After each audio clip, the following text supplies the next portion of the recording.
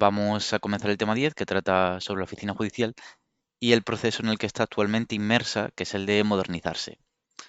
Entonces vamos a intentar ver lo relativo pues, a las videoconferencias, lo relativo a la protección de datos, también los sistemas utilizados en la Administración de Justicia, como puede ser el sistema LESNET. Y esto, lo malo de este tema es que está disgregado en leyes, lo que no me gusta nada, y hay que coger un poquito de cada ley, ¿no? Un poco de la Ley Orgánica del Poder Judicial, también vamos a ver artículos en la LECRIN, otros en la LEC, y luego en los que no me voy a adentrar mucho, pero habría también que ver el Real Decreto 6/2023. Lo que pasa es que al ser moderno y al no haber sido objeto de preguntas de examen, no sabe muy bien por dónde va a entrar. Entonces, yo lo que creo que es más probable que pongan del Real Decreto 6/2023 son los artículos que ha modificado tanto de la Ley CRIM como de la LEC. Y lo demás, pues, es más complicado. Entonces, vamos a comenzar con la Ley Orgánica del Poder Judicial, en su libro quinto, donde te habla de los letrados de la Administración de Justicia y también de la Oficina Judicial.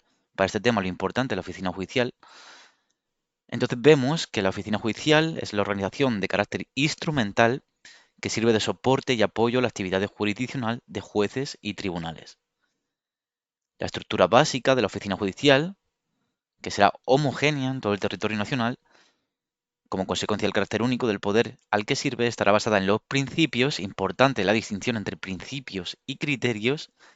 Los principios son jerarquía, división de funciones y coordinación, que te sale pues en regla mnemotécnica de J y DIC, como el whisky que está malísimo, el DIC, y la J de pues, JB igual. La oficina judicial funcionará con los criterios, ojo, principios, criterios. Y los criterios son bastantes, ¿no?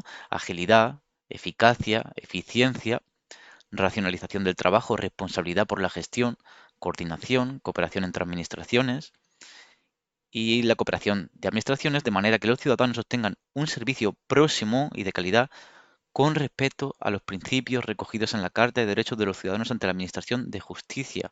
Esos principios lo vimos en el tema anterior, ¿no? Del Carta de los Derechos de los Ciudadanos ante la Justicia, que son transparencia, información y atención adecuada, que formaba la regla mnemotécnica TIA. Los puestos de trabajo de la oficina judicial solo podrán ser cubiertos por personal de los cuerpos de funcionarios al servicio de la Administración de Justicia. Ojo, muy importante diferenciar entre la oficina judicial, que solo podrán ser cubiertos por personal de los cuerpos funcionarios al servicio de la Administración de Justicia, y luego las unidades administrativas, ¿no? Cuando vemos la oficina judicial, es solo los funcionarios de la Administración de Justicia. Y también te voy a decir que los funcionarios que prestan sus servicios en las oficinas judiciales, a excepción de los letrados, hay que tener en cuenta también las excepciones las tengo marcadas en verde, sin perjuicio de su dependencia funcional, dependen orgánicamente del Ministerio de Justicia o de las comunidades autónomas con competencias asumidas en sus respectivos ámbitos. Vale. Pregunta de examen que ha entrado bastantes veces. ¿Cuál es el elemento organizativo básico de la estructura de la oficina judicial? Pues va a ser la unidad, que va a comprender los puestos de trabajo de la misma vinculados funcionalmente por razón de sus cometidos. En atención a sus funciones se van a distinguir dos tipos de unidades también. Pregunta de examen, porque esto es lo más básico de este tema y lo que suelen preguntar, que están las UPAD, unidades procesales de apoyo directo, y los servicios comunes procesales. Y ahora lo vamos a ver un poco más adelante. También te voy a decir, que esta pregunta también ha entrado en varios exámenes, que el diseño de la oficina judicial será flexible. Su dimensión y organización se determinarán por la administración pública competente en función de la actividad que en la misma se desarrolle. La oficina judicial podrá prestar su apoyo a órganos de ámbito nacional, de comunidad autónoma, provincial, partido judicial o municipio, ¿no? Todas las delimitaciones territoriales que hay. E incluso también te dice comarcal. O sea, tened en cuenta esto. Las unidades que componen la oficina judicial podrán desempeñar sus funciones al servicio de órganos de una misma jurisdicción, o sea, todo penal, de varias jurisdicciones, tanto penal, administrativo, social, laboral, o órganos especializados, juzgados de violencia sobre la mujer, sin que en ningún caso el ámbito de la oficina judicial pueda modificar el número y composición de los órganos judiciales.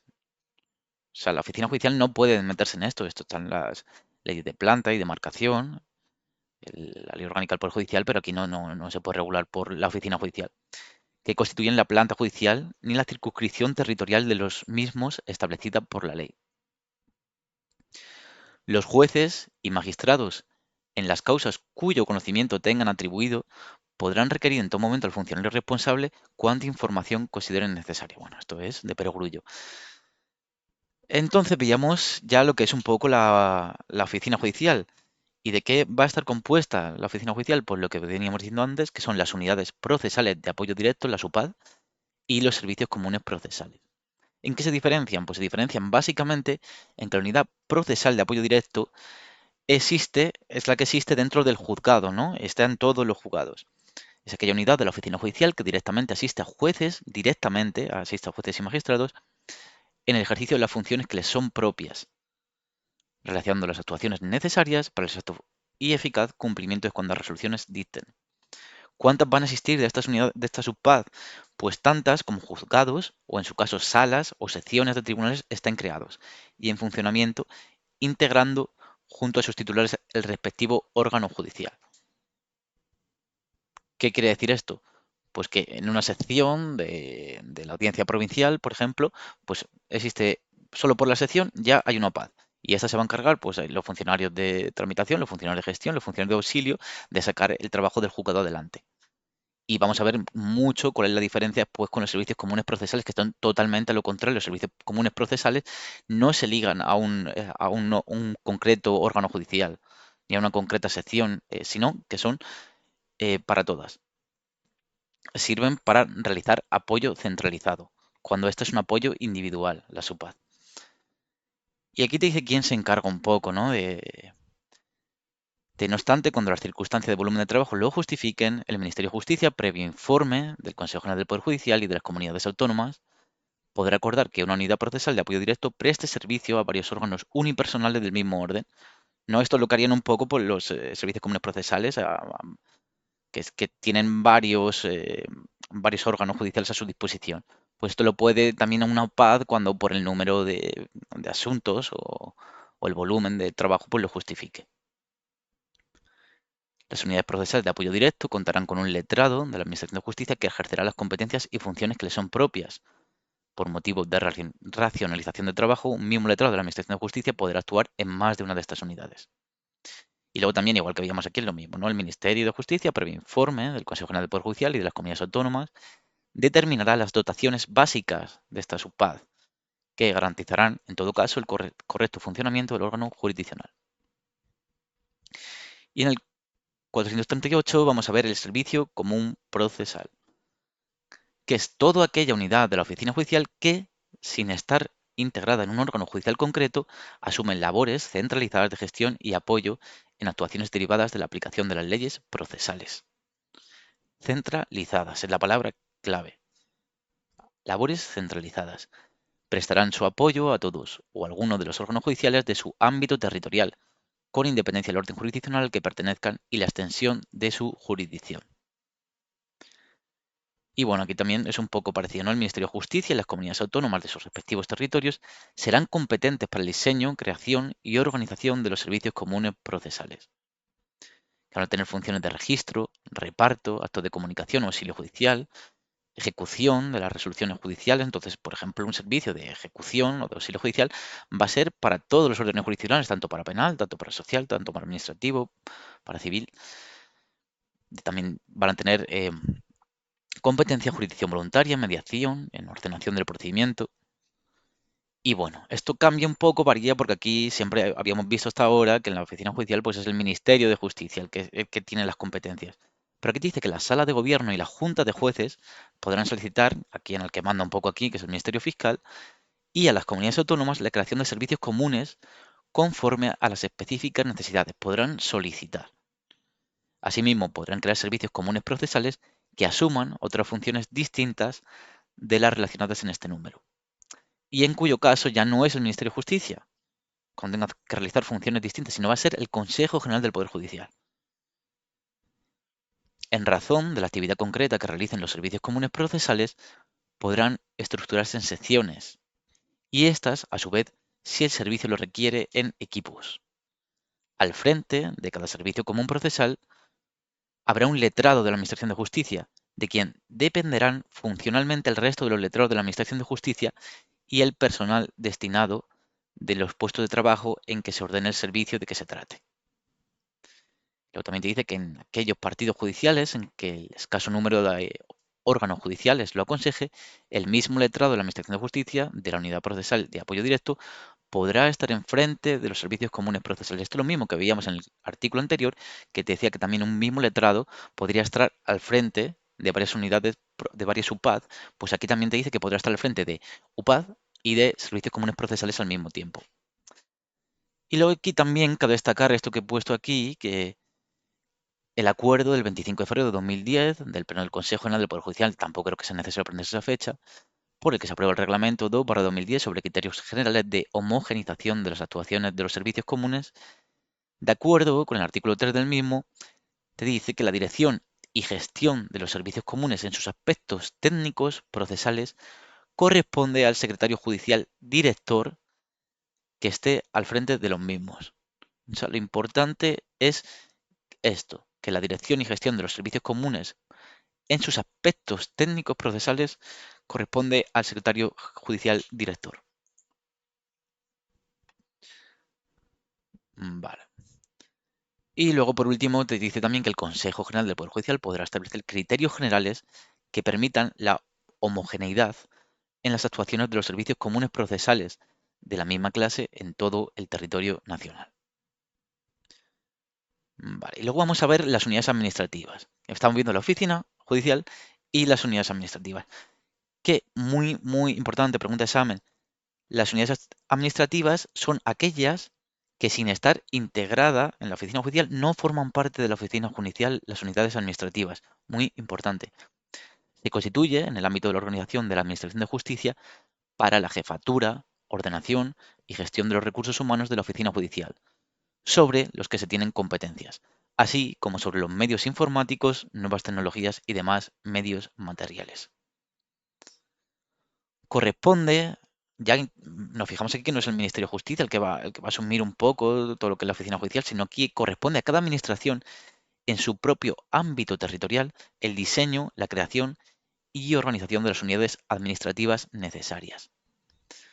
También diferencia respecto a los puestos de trabajo. Los puestos de trabajo de estas unidades administrativas, cuya determinación corresponde al Ministerio de Justicia y a las comunidades autónomas con competencias asumidas, podrán ser cubiertos con personal de los cuerpos funcionarios al servicio de la Administración de Justicia y de la Administración del Estado, de la AGE. Ojo, compararlo con la oficina judicial, que solo podrán ser cubiertos por el personal de los cuerpos funcionarios al servicio de la Administración de Justicia. Deberán, mira, vamos a verlo aquí, a ver dónde salía, unidad procesal, elemento organizativo. Vale, aquí te pone que los puestos de trabajo de la oficina judicial solo podrán ser cubiertos por personal de los cuerpos de funcionarios al servicio de la Administración de Justicia. Y no te dice nada de la AGE. En cambio, cuando vemos la unidad administrativa, te dice que podrán ser cubiertos por personal de los cuerpos de funcionarios al servicio de la Administración de Justicia y de la Administración del Estado y de las comunidades autónomas que reúnan los requisitos y condiciones establecidas en la respectiva relación de puesto de trabajo. ¿No? Entendemos la diferencia. Que al ser una unidad administrativa, pues no necesita que sean pues, funcionarios de auxilio, funcionarios de gestión de tramitación, también pueden ser miembros de la AGE, no un funcionario de lo que sea de esto de la AGE. Vale, y seguimos. Yo creo que con esto acabamos lo que es la oficina judicial y tenemos que ir, como esto está digregado, vamos a ver ahora qué toca. Lo tenía apuntado por aquí la estructura y no sé dónde lo he metido. A ver, vale. Al artículo 230 de la Ley Orgánica del Poder Judicial. Seguimos en la Ley Orgánica del Poder Judicial. Y vamos a ver el 230 y siguientes. Hemos visto la parte más importante del tema y la que suelen preguntar, que es la oficina judicial. Entonces esto, que va a caer una pregunta 100% y son pues 2 o 3 artículos, no lo sabemos. Vale, 230.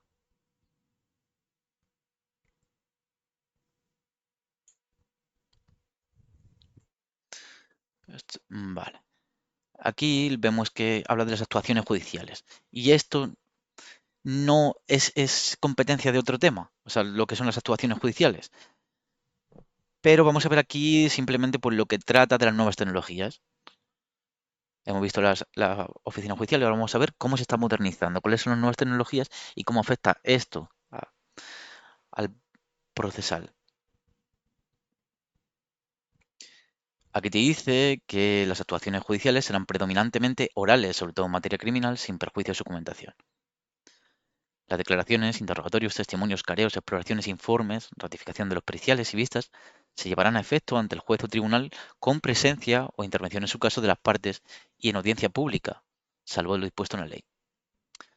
Estas actuaciones podrán realizarse a través de videoconferencia. Ya empezamos a hablar de cosas modernitas, ¿no? La videoconferencia. U otro sistema similar que permita la comunicación bidireccional y simultánea, notas características bidireccional y simultánea de la imagen y el sonido. Y la interacción visual, auditiva y verbal entre dos personas o grupos de personas geográficamente distantes, asegurando en todo caso la posibilidad de contradicción de las partes y la salvaguarda del derecho de defensa, cuando así lo acuerde el juez o tribunal. En estos casos, o sea, hay que diferenciar aquí que esto lo acuerda el juez o tribunal, ¿no? Cuando tiene que ser a través de videoconferencia. Pero es el letrado de la Administración de Justicia el que acredita, no el que acuerda, el que acredita desde la propia sede judicial la identidad de las personas que intervengan a través de la videoconferencia. Ya sea tanto la previa remisión, ¿no? Antes de que comience la videoconferencia, pues le pasan el DNI, o la exhibición directa en la misma conferencia, le enseñan el DNI por la cámara, o por conocimiento personal si ha intervenido, por ejemplo, una activación anterior, muy reciente, y él las acuerda y dice, "Ah, pues sí, esta es la parte totalmente seguro". O por cualquier otro medio procesal idóneo. Los juzgados y tribunales y las fiscalías estarán obligados a utilizar cualquiera medios técnicos, electrónicos, informáticos y telemáticos puestos a su disposición para el desarrollo de su actividad y el ejercicio de sus funciones, con las limitaciones que a la utilización de tales medios establece el capítulo 1 bis de este título y la normativa orgánica de protección de datos personales que luego veremos. O sea, son los artículos que vamos a ir bajando a partir del 230 y luego lo vamos a ver. ¿Cuáles son las limitaciones, ¿no? Las instrucciones generales o singulares de uso de las nuevas tecnologías que el Consejo General del Poder Judicial o la Fiscalía General del Estado dirigen a los jueces y magistrados o a los fiscales respectivamente serán de obligado cumplimiento. Los documentos emitidos por los medios anteriores, cualquiera que sea su soporte, esto puede ser interesante subrayarlo, cualquiera que sea su soporte, gozarán de la validez y eficacia de un documento original, siempre que quede garantizada su autenticidad e integridad y el cumplimiento de los requisitos exigidos por las leyes procesales. Pregunta típica de exámenes también. Las actuaciones orales y vistas grabadas y documentadas en soporte digital no podrán transcribirse, salvo en los casos expresamente previstos en la ley, porque es un trabajo muy farragoso transcribir pues una vista cuando ya está y no se ve nada cuando está grabada, ¿no? Que tienes tú el audio y la imagen. ¿Para qué quieres transcribir eso? ¿No? Antes se pedía, pero pues vio que no tenía ningún sentido y era cargar de trabajo a un funcionario como una mula para nada.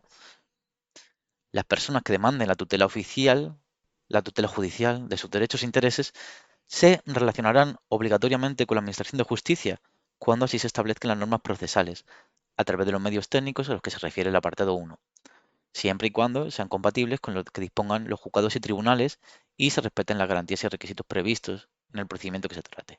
Esto lo vamos a ver también en la ley y en la LECRIM, pero vamos, que hay personas, por ejemplo, una persona jurídica, se tienen que relacionar telemáticamente, ¿no? Con la Administración de Justicia o también los profesionales de la Administración de Justicia, pero una persona física puede optar, ¿no? Un ciudadano corriente, como podemos ser tú, como puede ser yo, podemos optar si relacionarnos con la Administración de Justicia telemáticamente o pues a través de lo que ha sido siempre, ¿no? Pues notificaciones por papel, ir a la oficina judicial y no tener que usar pues los sistemas como puede ser el Lexnet. Pregunta muy importante, porque esto es el CTAG, que es el Centro Técnico Estatal de la Administración de Justicia Electrónica. Y esta pregunta también ha entrado en varios exámenes. Los sistemas informáticos que se utilicen en la Administración de Justicia deberán ser compatibles entre sí para facilitar su comunicación e integración. en los términos que termine el comité, el CTAG. La definición y validación funcional de los programas y aplicaciones también se efectuará por el CTAG. Entonces, estas son lo que tiene, lo que hace un poco el CTAG, que no hay que confundir con el Consejo General del Poder Judicial, que es el que aprueba estos sistemas. Pero quien tiene que decir que son compatibles, quien tiene que definirlos, quien tiene que validarlos, o sea, anteriormente es el CTAG. Eso tenerlo muy en cuenta. Y luego, pasando a estos artículos, que igual convendría leer, pero es que yo creo que son también eh, no entra en este tema. Entonces, esto como está tan disgregado, hay que coger un poquillo de cada cosa. Pero esto, por ejemplo, lo vamos a ver más adelante, las actuaciones judiciales. Entonces, pues no tendría sentido. Sí, a ver, se puede leer todo de una y ya está, que tampoco es. O sea, no sirve para nada, pero bueno. Las partes y cualquier persona que acredite un interés legítimo y directo tendrán derecho a obtener, en la forma dispuesta en leyes procesales y en su caso en la ley 18/2011 del 5 de julio, reguladora del uso de las tecnologías, de la información y la comunicación de la Administración de Justicia, que esto está derogado, por cierto, por el Real Decreto 6/2023, copias simples de los escritos y documentos que consten en los autos, no declarados secretos ni reservados. También tendrán derecho a que se les pidan los testimonios y certificados en los casos y a través del cauce establecidos en las leyes procesales. Y quiero ver, porque aquí estará, vale, aquí está la protección de datos, pero antes también es importante respecto a este tema, aunque luego también lo veremos, que la publicidad de los edictos se realizará a través del tablón edictal judicial único. Eso creo que cambió en 2020 y algo, y también es algo como nuevo. Antes era diferente, pero ahora todo lo que sean edictos a través del tablón edictal judicial único, en la forma que se disponga reglamentariamente, ojo, no legalmente, reglamentariamente, incluyendo los datos estrictamente necesarios para cumplir con su finalidad. E incluso, yo diría que incluso puede ser. No lo sé, esto me la juego, pero ese artículo yo lo sabría, ¿no? 236, el tablón edictal judicial único. Me parece una pregunta de esas difíciles que te pueden poner en un examen. ¿En qué artículo se encuentra el tablón edictal judicial único? Y es una pregunta que la ponen para que la gente falle. Y si te lo sabes, pues ganas bastante. Y luego vamos a ver, pues, la protección de datos de carácter personal en el ámbito de la Administración de Justicia. Y la pregunta típica de todos los exámenes que te ponen sobre esto, y es que creo que no profundiza mucho más, es: el tratamiento de los datos personales podrá realizarse con fines jurisdiccionales y no jurisdiccionales, con fines jurisdiccionales o no jurisdiccionales, con fines no jurisdiccionales. Pues, la respuesta es o, con fines jurisdiccionales o no jurisdiccionales. O sea, pregunta que puede entrar en un examen perfectamente. Y luego, dependiendo de cuál sea el tratamiento, de si son fines jurisdiccionales o no, va a cambiar un poco la regulación. El tratamiento de los datos personales llevados a cabo con ocasión de la tramitación de los órganos judiciales y fiscalías de los procesos de los que sean competentes, así como el realizado dentro de la gestión de la oficina judicial y fiscal, se regirá, importante saberse eso, por el Reglamento de la Unión Europea 2016/679 y por la Ley Orgánica de Protección de Datos, que es la 3/2018. Y todo esto sin perjuicio de su norma de desarrollo, de las especialidades establecidas en el presente capítulo y de las leyes procesales. Lo que te establece como una especie de, de excepción, ¿no? Que es en el ámbito de la jurisdicción penal, pues el tratamiento de los datos personales, llegados a cabo con ocasión de la tramitación de los órganos judiciales, se regirá según lo dispuesto en la Ley Orgánica de Protección de Datos Personales y también de las especiales establecidas en el presente capítulo, las leyes procesales, de la Ley 50/1981 del 30 de diciembre, por la que se regula el estatuto orgánico del Ministerio Fiscal, esto cuando sean pues tratados por la Fiscalía. Pero no es como una pequeña excepción aquí. Y bueno, que no será necesario el consentimiento del interesado para que se proceda al tratamiento de los datos personales en el ejercicio de la actividad jurisdiccional, ya sean estos facilitados por las partes o recabados a solicitud de los órganos competentes, sin perjuicio de lo dispuesto en las normas procesales para la validez de la prueba. Cuando se proceda al tratamiento con fines no jurisdiccionales, ojo, mira, aquí esto es diferente un poco, aquí va a cambiar, ¿no? Se estará en lo dispuesto al reglamento 2016/679 y a la Ley Orgánica 3/2018 y en su normativa de desarrollo. Aunque es bastante, es igual, ¿no? Es lo mismo que pone excepto lo de las especialidades, es lo mismo.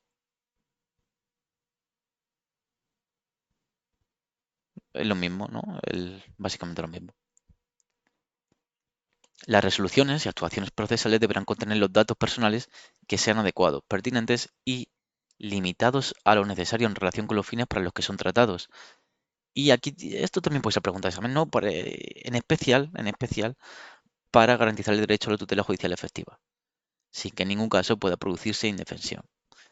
Los jueces, los magistrados, los fiscales, los LAG podrán adoptar las medidas que sean necesarias para la supresión de los datos personales de las resoluciones y documentos.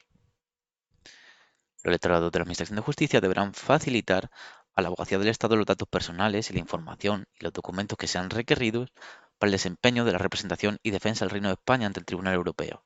Ojo que son los LAG, esto puede ser raro, ¿eh? ¿No? Yo pondría aquí los jueces si me ponen una pregunta tipo tesis, no lo he leído esto, pero son los letrados de la Administración de Justicia.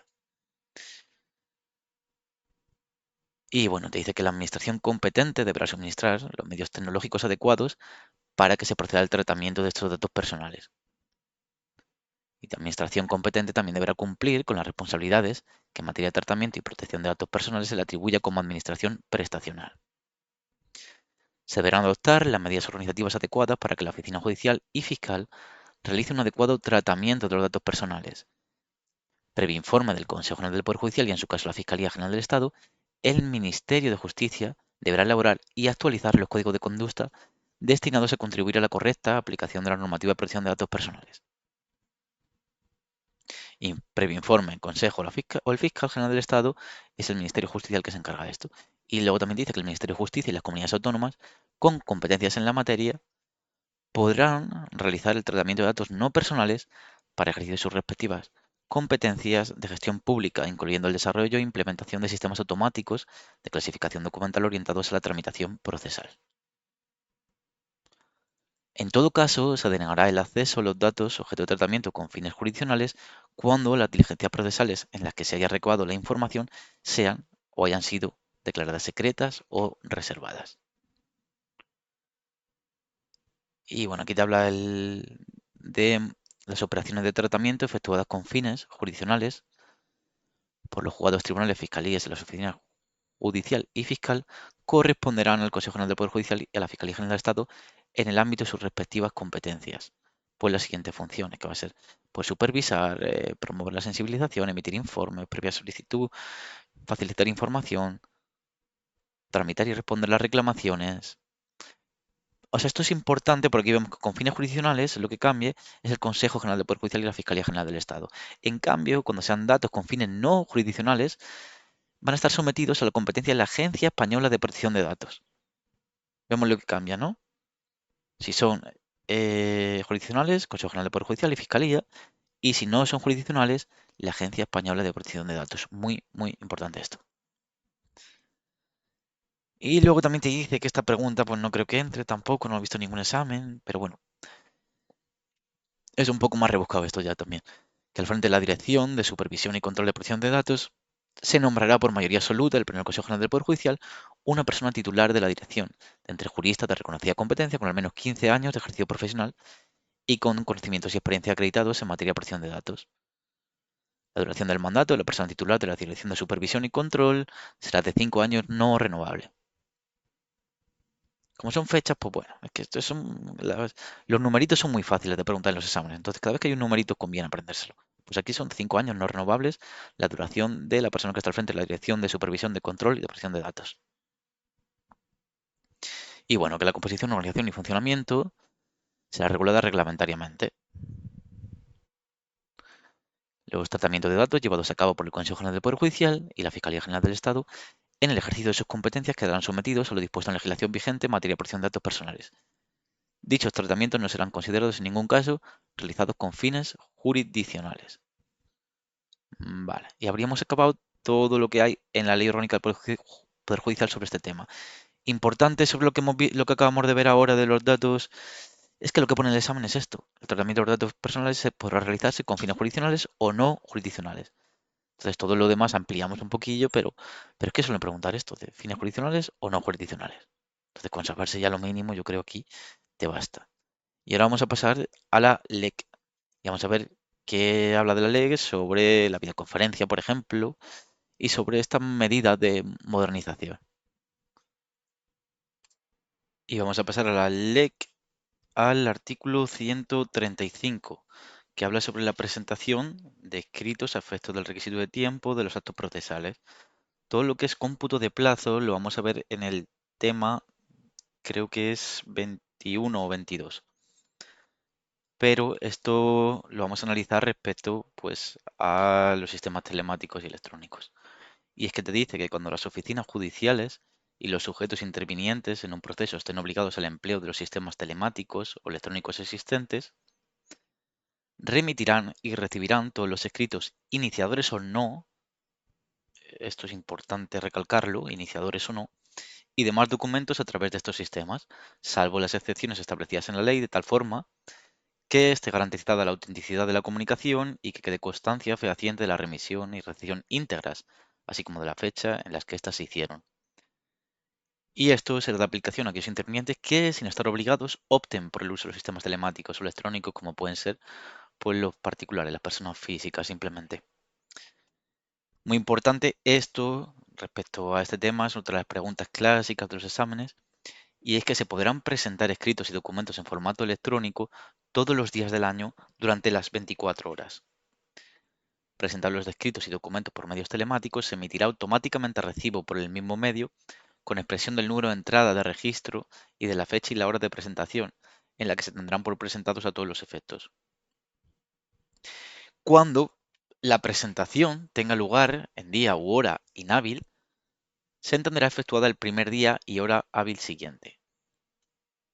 Vamos a ver la diferencia respecto a cuando presentemos escritos y documentos por medios telemáticos y cuando sea un día u hora inhábil, pues es el primer día y hora hábil siguiente. Si tú lo presentas un domingo, que suele ser inhábil, efecto para una actuación procesal, va a costar como presentado, pero se va a considerar efectuado el lunes a las 8 de la mañana, que es la primera hora hábil. Y luego dice, cuando la presentación de escritos perentorios dentro del plazo por los medios electrónicos, lo que se refiere al apartado anterior, no sea posible la interrupción no planificada del servicio, siempre que sea posible se dispondrán las medidas para que el usuario resulte informado de esta circunstancia, así como de los efectos de la suspensión con indicación expresa, en su caso, de la prórroga de los plazos de inminente vencimiento. El remitente podrá proceder, en este caso, a su presentación en la oficina judicial el primer día hábil siguiente, que es lo mismo que veíamos anteriormente. Se presenta en un día inhábil, pues el primer día hábil siguiente. ¿Qué pasa ahora? Que cuando es una interrupción no planificada, pues lo puedes presentar el primer día hábil siguiente también. Se ha caído el sistema. Acompañado del justificante de dicha interrupción. Pues yo que sé, le sacas una captura de pantalla o una foto y dicen, mira, el sistema no va, es imposible, no me deja hacer este trámite, no puedo mandar el escrito, pues el primer día hábil siguiente. Vas a la oficina judicial y lo presentas allí.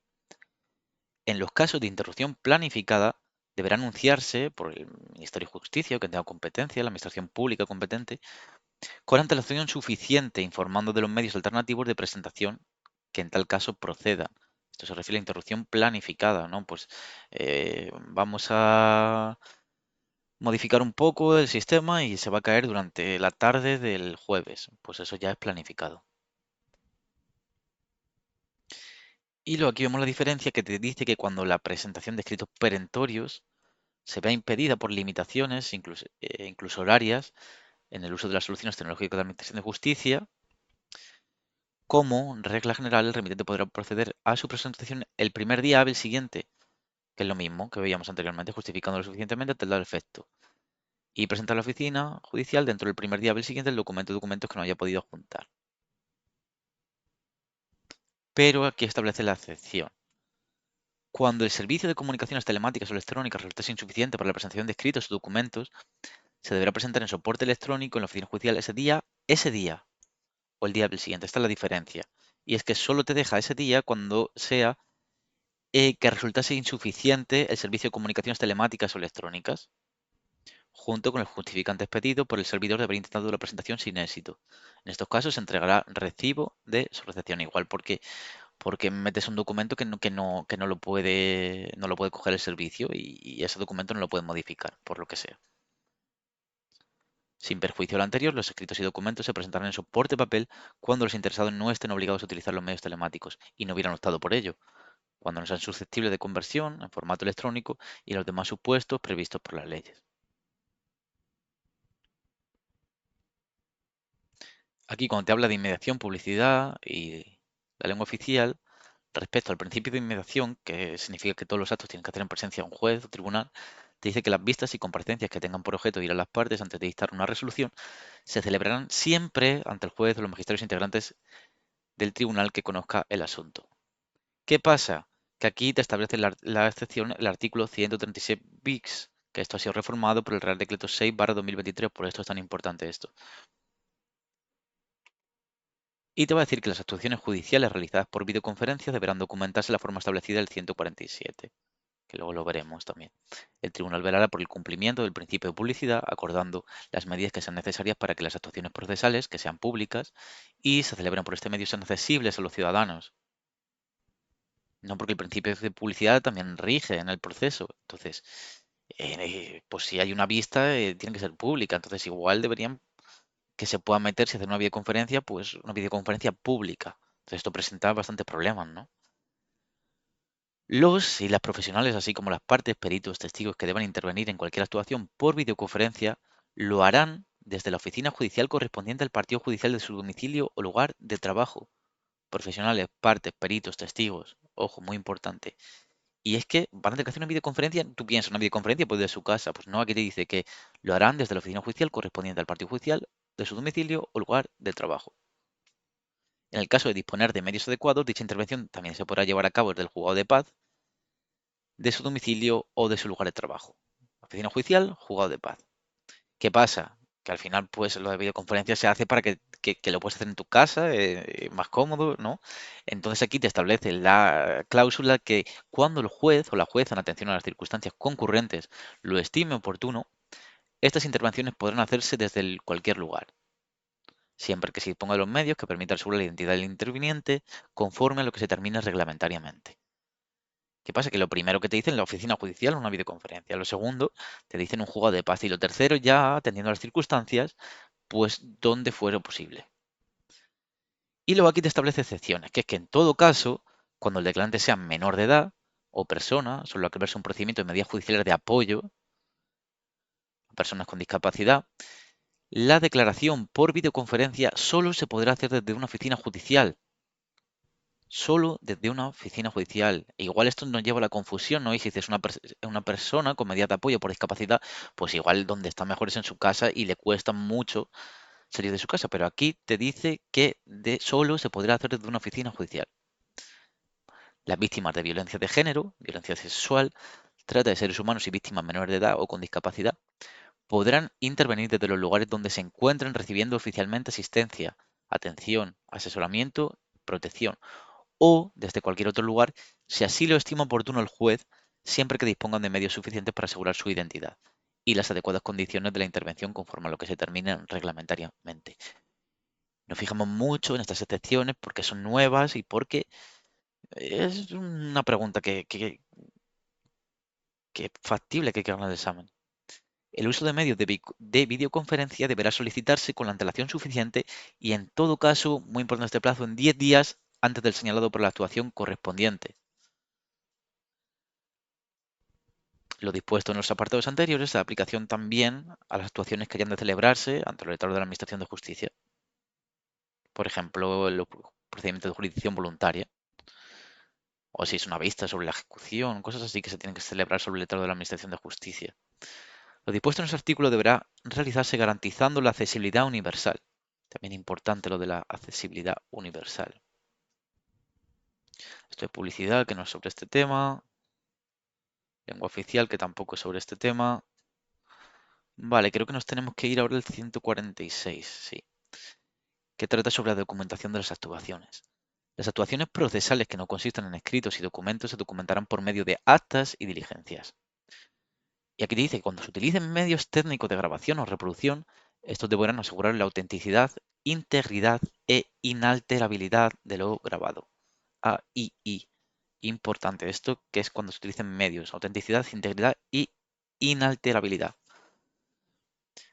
¿Quién va a velar por esto? Pues el letrado de la Administración de Justicia va a velar por el uso adecuado de los mismos, de los medios telemáticos, de grabación o de reproducción, y a los fines anteriores hará uso de la firma electrónica u otro sistema de seguridad que le sea conforme a la ley.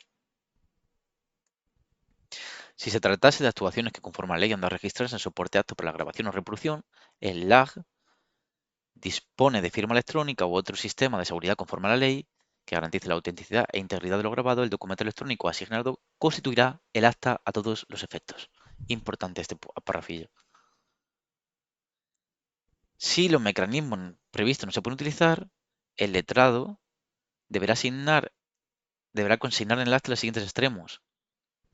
O sea, si no puede ser por medios electrónicos, tiene que hacer un acta donde va a consignar el número, la clase de procedimiento, el lugar, la fecha de celebración, el tiempo de duración, los asistentes al acto, las peticiones y propuestas de las partes, la proposición de prueba, la declaración de pertinencia y orden de práctica, las mismas, las resoluciones que adopte el juez o tribunal, y así como las circunstancias e incidencias que no pudieran constar en aquel soporte. Cuando tan acta se extenderá por procedimientos informáticos sin que pueda ser manuscrita, más que en las ocasiones en que la sala en que esté celebrando la actuación careciera de medios informáticos. O sea, que si todas las salas tienen medios informáticos, pero igual haya para alguna, pues en un juzgado, un pueblo de Teruel que no tenga medios informáticos.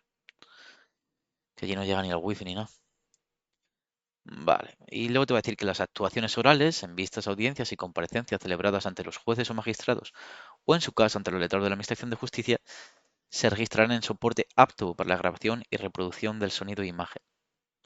En este caso, la celebración del acto no requerirá la presencia en la sala del letrado o letrado de la Administración de Justicia, salvo que lo hubieran solicitado las partes con al menos 2 días de antelación a la celebración de la vista. Este plazo es muy importante y te puede caer tanto en los exámenes de test como en el caso práctico. O sea, muy importante. Plazo muy, muy importante. O que, excepcionalmente, lo considere necesario el letrado, atendiendo a la complejidad del asunto, el número y naturaleza de pruebas a practicar, el número de intervinientes, a la posibilidad de que se produzcan incidencias que no puedan registrarse o a la concurrencia de otras circunstancias. Y en estos casos, el letrado de la Administración de Justicia extenderá acta suscinta. Por lo general, no tiene que concurrir, pero si lo solicitan las partes al menos 2 días antes de la celebración de la vista, o si excepcionalmente lo considera necesario, sí. Lo volvemos a ver, lo de que no podrán transcribirse, que ya lo veíamos en la Ley Orgánica del Poder Judicial, y que los letrados de la Administración de Justicia responderán de la vía formación de los autos, dejando constancia de las resoluciones que dicten los tribunales o ellos mismos, cuando así lo autorice la ley. En los casos en que el órgano judicial cuente con expediente judicial electrónico, responderán de su debida formación aplicando u ordenando la aplicación dentro del ámbito de su competencia y de la normativa sobre archivo judicial electrónico. Vale, y ahora vamos a pasar al artículo 162. Como esto veíamos que está disgregado, pues vamos viendo poco a poquito cosas que hay en la ley sobre este tema. Vale, y aquí te habla el artículo 162 de los actos de comunicación por medios electrónicos, informáticos o similares y similares. Y bueno, pues tenemos en cuenta que son los actos de comunicación. Los actos de comunicación, vamos, hay un tema que solo habla sobre los actos de comunicación, que son las notificaciones, citaciones, requerimientos, todas esas cosas.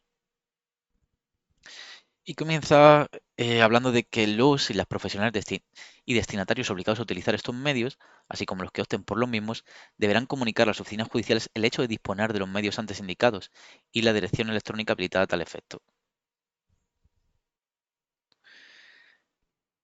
En cualquiera de los supuestos a los que se refiere este artículo, cuando constando la correcta remisión del acto de comunicación por dichos medios técnicos, ojo, excepción, salvo los practicados a través de los servicios de notificaciones organizados por los colegios de procuradores, muy importante esto, transcurriesen 3 días sin que el destinatario acceda a su contenido, se entenderá que la comunicación ha sido efectuada, legalmente desplegando plenamente sus efectos. En este caso, los plazos para desarrollar actuaciones procesales comenzarán a computarse desde el día hábil siguiente al tercero. Muy importante. Y en el cómputo de plazos, es que esto también lo vamos a ver en el cómputo de plazos, entonces. Lo volveremos a repasar en otro tema donde vamos a aplicar el cómputo de plazos detenidamente y cómo se computan esos plazos, cuando se entiende presentado, cuando se entiende efectuado, todas esas cosas. Pero bueno, aquí que desplegan sus efectos cuando transcurren 3 días, si están obligados a relacionarse con la Administración de Justicia, por ejemplo, un abogado le llega una notificación a donde tenga al LexNet, transcurren 3 días y no lo ha mirado, pues se le entiende como notificado porque tiene la obligación de mirarlo. Se exceptúan aquellos supuestos en los que el destinatario justifique que no pudo acceder al sistema de notificaciones durante ese periodo. Pues ha muerto un familiar, está de baja por no sé qué, tiene una enfermedad y no ha podido, lo que sea. Si la falta de acceso se debiera a causas técnicas y estas persistiesen en el momento de ponerse en conocimiento de la Administración de Justicia, el acto de comunicación se practicará mediante entrega de copia de la resolución. También se exceptuarán aquellos supuestos de fuerza mayor en que los colegios de procuradores hayan suspendido el reenvío del servicio de notificaciones durante el plazo máximo de 3 días, que volvemos a ver un plazo de 3 días, ¿no? Que es cuando el colegio de procuradores suspenda el reenvío de notificaciones. Vale. Y por último, de la ley vamos a ver el artículo 187. Estos artículos son muy importantes, pero es que no son de este tema. Pero son muy, muy, muy importantes, sobre todo en el caso de auxilio judicial, porque son las tareas que básicamente hace una persona que va a trabajar en auxilio judicial. El artículo 187 te habla de la documentación de las vistas. Antes hablamos de los actos de comunicación, y esto es una documentación de las vistas, totalmente diferente. El desarrollo de la vista se registrará en soporte apto para la grabación y reproducción del sonido y de la imagen. Y esto es muy importante, y si no fuera posible sonido y la imagen, pues solo de sonido, conforme a lo dispuesto en el artículo 147 de esta ley que habíamos visto anteriormente. Vale, pues esto tiene todo el sentido del mundo, ¿no? ¿De qué te sirve ver la imagen del juicio si no estás oyendo nada? Pero sí que te sirve ver el sonido del juicio, aunque no lo veas. Muy importante. Las partes podrán en todo caso solicitar a su puesto una copia de los soportes en que hubiera quedado grabada la vista. Y con esto habríamos acabado lo que te dice la LEC. Y iríamos ahora a lo que modifica el Real Decreto 6/2023, en este caso en la LECRIM. Y es el artículo 258 bis de los actos procesales mediante presencia telemática. Tenemos en cuenta que la ley CRIM es de 1882, creo. O sea, una ley vieja, anticuada, que te habla muchas veces de alguacil, de cosas que son totalmente extemporáneas. Pero aquí, como está modificado, pues te va a hablar de la videoconferencia y te va a hablar de la presencia telemática en una ley de 1882. Tenemos en cuenta. Artículo 258 bis. Constituido el órgano judicial en su sede, en los actos de juicio, vistas, audiencias, comparecencias, declaraciones y en general todas las actuaciones procesales se realizarán preferentemente, salvo que el juez o jueza o tribunal, en atención a las circunstancias, disponga otra cosa, mediante presencia telemática. Ojo, preferentemente mediante presencia telemática. Increíble. La intervención mediante presencia telemática se practicará siempre a través de un punto de acceso seguro de conformidad con la normativa que regula el uso de la tecnología de la Administración de Justicia. Pero claro, esto es muy fácil decir, no, preferentemente telemático. Pero ojo que es difícil, ¿no? Y hay muchas excepciones. Vamos a ver ahora las excepciones. No obstante, lo dispuesto en el apartado anterior, será necesaria la presencia física del acusado en la sede del órgano judicial del enjuiciamiento, en los juicios por delito grave y en los de jurado. Ya te ponen aquí dos cosas. Presencia física en los juicios de delito grave y en los de jurado. Sin perjuicio de lo previsto en los tratados internacionales en los que España sea parte de las normas de la Unión Europea y demás normativa aplicable a la cooperación con autoridades extranjeras para el desempeño de la función jurisdiccional. Vale. Y aquí te pone otra cosa ya. En los juicios por delito menos grave, veíamos que juicios por delito grave y los de jurado ya no hay presencia telemática.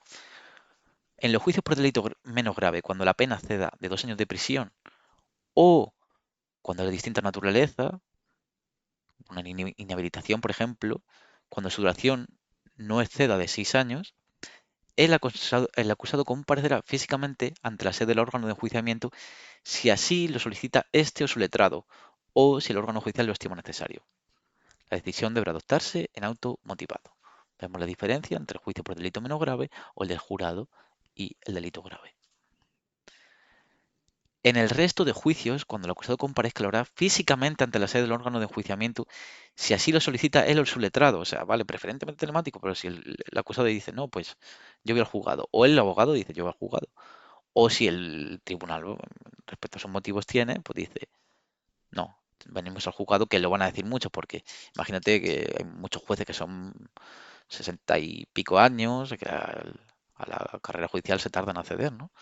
Y ese hombre, por lo que no quiere tener nada que ver con un ordenador y una videoconferencia. Entonces, todo lo que sea ante él va a decir, no, no, no, paso de esto. Y bueno, si físicamente, o sea, si en el resto de juicios, si lo pide la persona, la parte, si lo pide su letrado o si el órgano de juicio lo estima conveniente por auto, pues se hace físicamente. En todo caso, cuando el acusado reside en la misma demarcación del órgano judicial, que conozca o deba conocer de la causa, su comparecencia en juicio deberá realizarse de manera física en la sede del órgano judicial o enjuiciamiento, salvo que concurran causas justificadas o de fuerza mayor. Vamos, o sea, vemos como la regla general, es lo de preferentemente presencia telemática y luego vemos todas las excepciones que dice. Pues al final la presencia telemática va a ser lo que menos hay. Cuando se disponga la presencia física del investigado o acusado, será también necesaria la presencia física de su defensa letrada. O sea, no tiene sentido que la parte esté en el juzgado y su abogado por videoconferencia. No. Cuando se permita su declaración telemática, el abogado del investigado o acusado comparecerá junto a este o en la sede del órgano judicial. ¿No? Pues imaginaos ahí el abogado y el hombre en su habitación tranquilamente haciendo la videoconferencia. Cuando el acusado decida no comparecer en la sede del órgano judicial, deberá notificarlo con al menos 5 días de antelación. Importante. 5 días de antelación. Veíamos el plazo parecido que no era el mismo en la ley y era 10 días. Se garantizará especialmente que las declaraciones o interrogatorios de las partes acusadoras, testigos o peritos se realicen de forma telemática en los siguientes supuestos. Aquí es como le damos a dar importancia al telemático en los siguientes supuestos, salvo que el juez, mediante resolución motivada, estime necesaria su presencia. Pero ¿cuándo vamos a dar preferencia a estas declaraciones e interrogatorios telemáticos? Pues cuando las víctimas sean violencia de género, violencia sexual, trata de seres humanos, o cuando sean víctimas menores de edad o con discapacidad. Todas ellas podrán intervenir desde los lugares donde se encuentren, recibiendo oficialmente asistencia, atención, asesoramiento, protección, esto también lo vimos en la ley, o desde cualquier otro lugar, siempre que disponga de los medios suficientes para asegurar su identidad y las adecuadas condiciones de la intervención. También procede esto cuando el testigo o perito comparezca en condición de autoridad o funcionario público, realizando entonces su intervención desde un punto de acceso seguro. Lo dispuesto en este artículo será de aplicación igualmente a las actuaciones que se celebren ante los letrados o letradas de la Administración de Justicia o el Ministerio Fiscal. Y en las citaciones informará de la posibilidad de declarar de forma telemática en las condiciones establecidas en este artículo. Y esto es lo único que vamos a ver en la ley CRIM. Este artículo muy importante, 258, saberse este artículo a la perfección. Este artículo se tiene que saber. O sea, se estudia, lo escribes y ves todas sus ramificaciones, ves como la regla general es que preferentemente mediante presencia telemática, como pues en los juicios por delito grave, los tribunales de jurado, será necesaria la presencia física, como cuando es un juicio por delito leve, si la pena es de 2 años de prisión o no de 6 años, pues la acusación comparecerá físicamente y pues las excepciones que tiene después. Y por último, y esto yo creo que cada uno tiene que mirarlo por sí mismo, a ver, que no me salga de aquí, es el Real Decreto 6/2023 de 19 de diciembre. Pero sinceramente no sé muy bien qué pueden preguntar de este tema. Es decir, nunca ha sido objeto de examen porque salió en 2023 y entró en vigor en 2024, principio de 2024. Entonces el examen de septiembre, como fue en septiembre de 2024, no pusieron ninguna pregunta de esto. Y por lo tanto no sé si lo preguntan sobre qué van a preguntar. Creo que lo que modifica de la LEC y de la LECRIN es lo más importante, pero aquí también establece cosas como que está orientado al dato, también la carpeta ciudadana. Son, ¿no? El objetos y principios de este Real Decreto te dice que es regular la utilización de las tecnologías de la información por parte de los ciudadanos y ciudadanas. y los profesionales en sus relaciones con la Administración de Justicia y en las relaciones con la Administración de Justicia con el resto de administraciones públicas. Estos primeros artículos igual es conveniente también echarles un ojo detenidamente. eh, Derechos y deberes digitales. Pero claro, es que no sé cómo pueden ser las preguntas del examen respecto a esto. Obviamente en el caso práctico no creo que entre nada sobre el Real Decreto. Dice uso obligatorio de medios e instrumentos electrónicos por la Administración de Justicia. Los órganos y oficinas judiciales, fiscalías y oficinas fiscales utilizarán para el desarrollo de su actividad y ejercicio de sus funciones los medios técnicos, electrónicos, informáticos, puestos a su disposición por la administración competente, siempre que cumplan con los esquemas nacionales de interoperabilidad y seguridad, así como con la normativa técnica, instrucciones técnicas de seguridad, requisitos funcionales fijados por el Comité Técnico Estatal de Administración de Justicia Electrónica, lo que veíamos en la Ley Orgánica del Poder Judicial, el CTAG, que validaba estos programas, ¿no? Hacía que fueran compatibles entre ellos. Y luego aquí te habla de la sede judicial electrónica, que es aquella dirección electrónica disponible por ciudadanos y ciudadanas a través de las redes de telecomunicaciones cuya titularidad, gestión y administración corresponde a cada una de las administraciones competentes en materia de justicia. Ojo, no al Ministerio de Justicia, sino a cada una de las administraciones competentes. Bueno, aquí te dice las sedes judiciales, el punto de acceso general a la Administración de Justicia, esto es el PAGAG, que es un portal orientado a los ciudadanos y ciudadanas que dispondrán de su sede electrónica que como mínimo contará la carpeta de justicia el directorio de las sedes judiciales electrónicas que en este ámbito faciliten el acceso de los servicios, procedimientos e informaciones accesibles correspondientes a la Administración de Justicia, el Consejo General del Poder Judicial, la Fiscalía General del Estado y los organismos públicos vinculados o dependientes de la misma. La carpeta en el ámbito de la Administración de Justicia, carpeta de justicia. O sea, igual saber las definiciones de lo que son cada cosa, el PAGAP, la carpeta de justicia, carpeta ciudadana. Sobre la firma electrónica también puede ser. Pero es que lo de la firma electrónica también está regulado en el reglamento de la Unión Europea.